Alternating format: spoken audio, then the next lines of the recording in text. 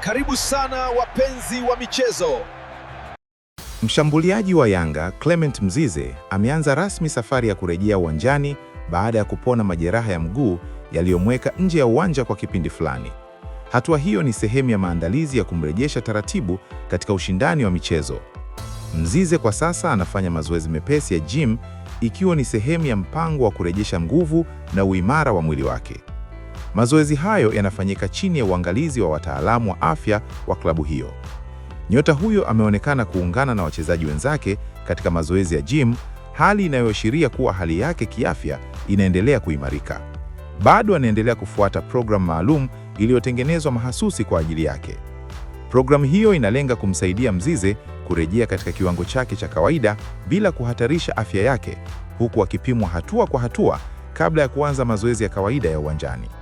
Akizungumzia maendeleo hayo, ofisa habari wa Yanga Ali Kamwe amesema Mzize ameanza mazoezi mepesi kwa lengo la kumrudisha katika hali bora ya ushindani.